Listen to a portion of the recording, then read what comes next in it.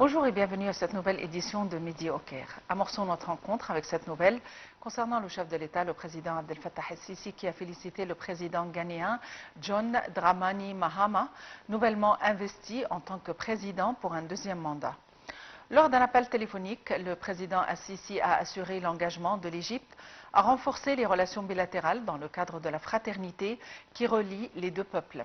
Les deux leaders ont assuré l'importance de poursuivre les efforts visant à promouvoir les liens économiques et commerciaux entre les deux pays qui s'avèrent un reflet des relations historiques solides entre l'Égypte et le Ghana.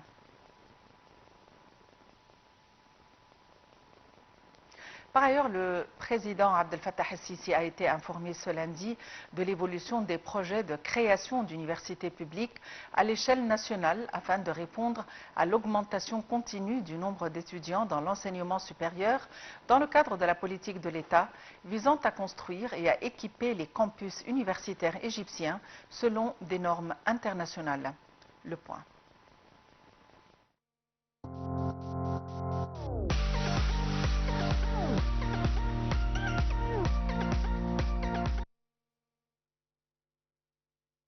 Le président Abdel Fattah el-Sisi s'est réuni aujourd'hui avec le Premier ministre Moustapha Madbouli, le ministre de l'Enseignement supérieur et de la Recherche scientifique Dr Ayman Achour, le conseiller présidentiel pour la planification urbaine, le général Amir Sayed Ahmed, le président de l'autorité des affaires financières des forces armées, le général Ahmed Al-Shazli et le président de l'autorité de l'ingénierie des forces armées, le général Ahmed Al-Azzazi. Le porte-parole de la présidence de la République, l'ambassadeur Mohamed Al-Chinnaoui, a déclaré que la réunion portait sur l'état d'avancement des travaux de construction des institutions éducatives relevant du ministère de l'Enseignement supérieur et de la Recherche scientifique. Elle a également abordé les efforts déployés par l'État pour développer les aspects académiques et scientifiques des universités et institutions de recherche en Égypte.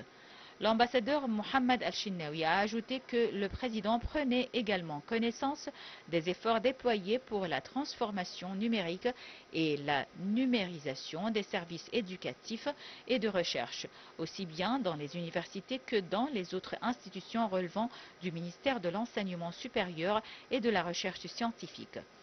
La réunion a également discuté des mécanismes visant à renforcer l'utilisation des technologies dans le processus éducatif et à exploiter les outils numériques pour améliorer la qualité du contenu pédagogique et l'interaction des étudiants avec celui-ci. Le porte-parole a indiqué que le président a donné des directives pour poursuivre le développement des infrastructures et des bâtiments du système d'enseignement supérieur, ainsi que pour appliquer des systèmes et des programmes de numérisation afin de moderniser et d'améliorer l'enseignement supérieur et tous les domaines de la recherche scientifique. Cette démarche s'inscrit dans la stratégie nationale visant à améliorer la qualité de l'enseignement universitaire et post-universitaire, ainsi qu'à relier l'enseignement supérieur et la recherche scientifique aux exigences du marché du travail et aux besoins du développement.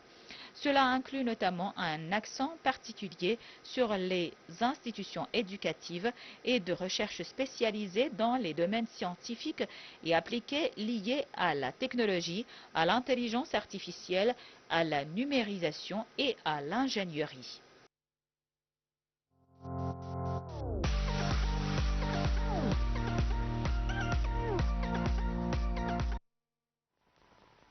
Le ministre des Affaires étrangères et ministre de l'Immigration, Dr Badr Abdelghati, part pour la Turquie pour une visite au cours de laquelle il doit rencontrer le président turc Recep Tayyip Erdogan et le chef de la diplomatie turque Hakan Fidan.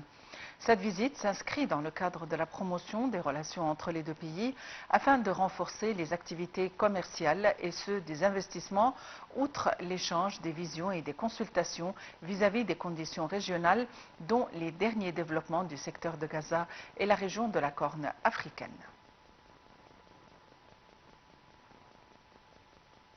Le ministre des Affaires étrangères, Badr Abdelghati, avait rencontré hier Sa Majesté le roi Hamad bin Issa Al Khalifa, souverain de la monarchie de Bahreïn, lors de sa visite à Manama.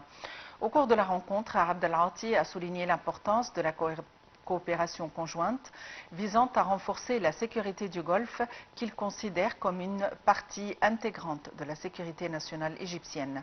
Il a aussi mis l'accent sur le développement des relations économiques, commerciales et d'investissement entre les deux pays. Abdel Ati a aussi fait le point sur les derniers développements concernant la mise en œuvre de l'accord de cessez-le-feu à Gaza et la distribution de l'aide humanitaire. Plus de détails dans ce compte rendu.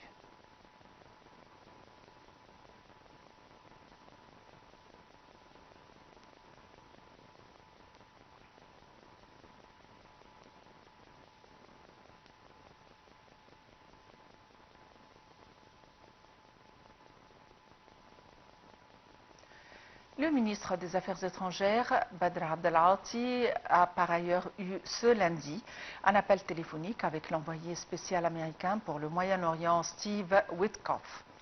Le chef de la diplomatie a assuré à Witkoff la nécessité de faire perdurer le cessez-le-feu instauré dans la bande de Gaza afin de permettre l'accès à davantage d'aide humanitaire pour répondre aux besoins du secteur.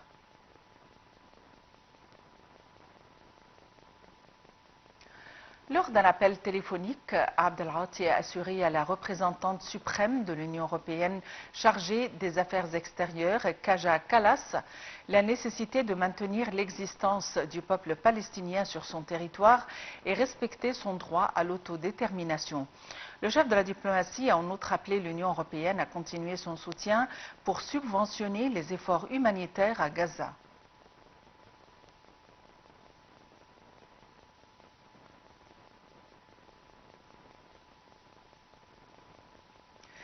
Située dans une dépression rendue fertile par le jaillissement de quelques centaines de sources artésiennes, Siwa est en bordure directe du plateau du désert libique. La plus grande des oasis égyptiennes, à 300 km des côtes méditerranéennes de Marsa Matrouh, est peuplée de 33 000 habitants. On la sait occupée, on sait qu'elle est occupée depuis la plus haute antiquité. L'agriculture est l'activité principale de Siwa. C'est essentiellement une agriculture oasienne des dattes et des olives. Plus de détails dans ce compte rendu. L'oasis de Siwa est située à 593 km à l'ouest d'Alexandrie et à 302 km de Marsa Matrouh, à proximité de la frontière libyenne. Siwa s'inscrit au centre d'une chaîne de petites oasis repliées à l'extrémité de la dépression de Qattara. L'oasis est située à 24 mètres sous le niveau de la mer, comme Qattara. L'eau est abondante et faute de drainage peut s'accumuler en lac à forte teneur en sel. Siwa possède de beaux paysages de dunes, d'étangs, de lacs, de souvenirs d'une mer recouvrait le désert. On y trouve beaucoup de coquillages fossilisés. Avec ses nombreux villages en briques crues, Siwa peut être l'objet de superbes promenades. L'oasis très pittoresque recense 300 000 palmiers, 70 000 oliviers et plus de 300 sources et torrents d'eau pure et fraîche. Dans l'Antiquité, Siwa était célèbre pour abriter le temple de l'oracle, qui date du VIe siècle avant Jésus-Christ et fut renommé à travers tout le monde méditerranéen. Alexandre le Grand vint ici pour demander quelle serait sa destinée et s'il était réellement le fils ou non de Zeus. Près du centre de la ville de Siwa se trouve le mont des Morts, une colline rocheuse où sont recensées plus de 1500 tombes qui datent de la fin de la période pharaonique. Quelques-unes des tombes de la période gréco-romaine sont décorées de splendides peintures funéraires, mais ces tombes sont fermées à la visite. Un autre lieu spectaculaire est l'île de Fatnas, située en bordure de l'oasis près de la rive du lac de Siwa, à quelques 6 km du centre de la ville.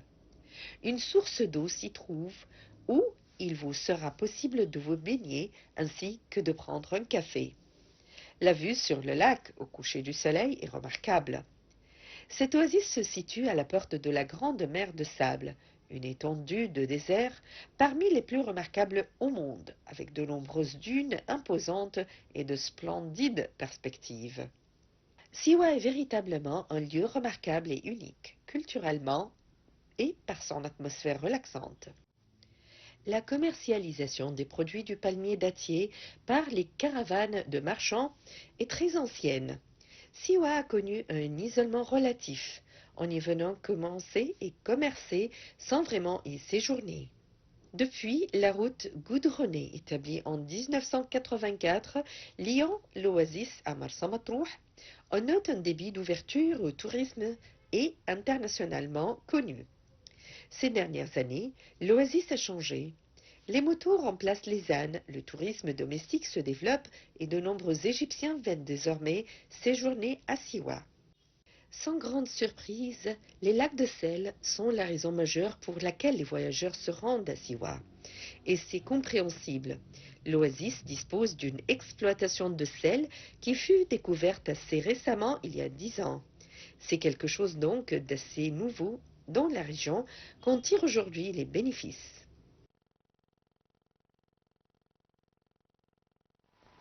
50 ans après sa mort, le 3 février 1975,